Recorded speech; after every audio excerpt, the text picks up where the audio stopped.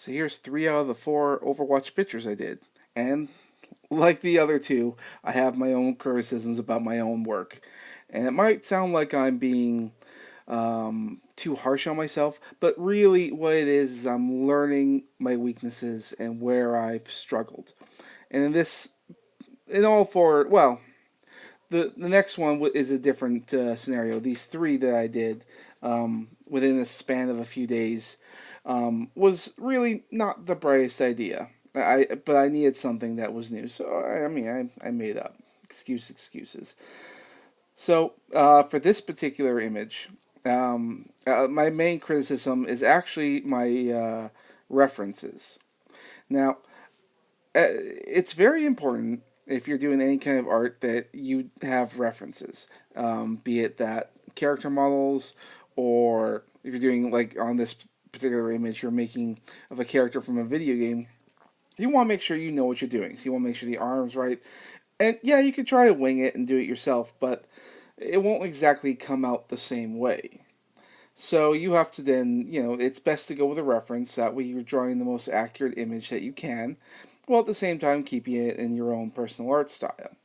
So that's a very important thing an important habit that everyone should get into. I mean, that's why I'm forever taking out my phone.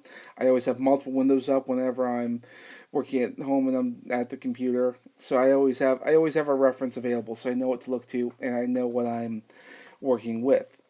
That being said, there's a couple different ways you can use your references. You can even use them for maybe a color palette. I mean, so one of the things I did with this is I took in a couple pictures of Symmetra because she's a fairly vibrant kind of a character. So I used that, and I took a bunch of screenshots from playing Overwatch, and I used that as a basis for the color scheme. That was my biggest mistake, and I forgot something about art that you need to keep in mind, especially when you're working in digital. So very often, if you're going to be taking things to print, there's a very different color scheme when you're printing something opposed to when you're getting it on screen and on digital. So, for instance, to me, when I look at this image, and to you as well, you might see nothing wrong with the colors. However, when you take them to the printer, you will see something wrong.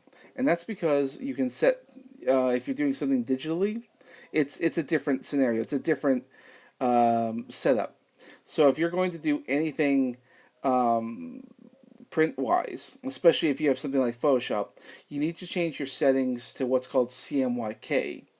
And that's because most art programs, especially mine here, or Procreate, it has a default setting to RGB. That's red, green, and blue.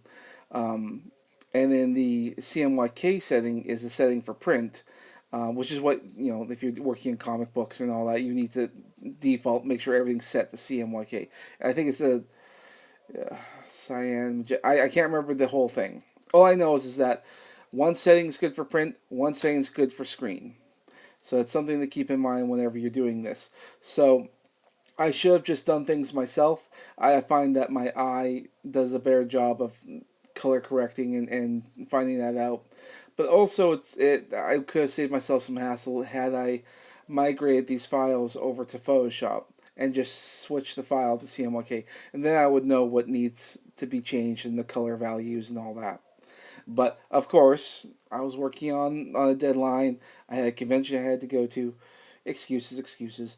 But these are factors whenever you're trying to do something, especially in a hurry. So taking things, yeah. So some of the things I would do is if I have time, I would just sort of eyeball it and check out the colors, and then from there I'll do a different color palette. But everything on here I just took from screenshots from the game itself. So like this is from Iconwall, these are Symmetra stuff. That's not the best for print. So I should have gone through a different means. But you can learn from my mistakes. Thanks a lot, guys. Bye.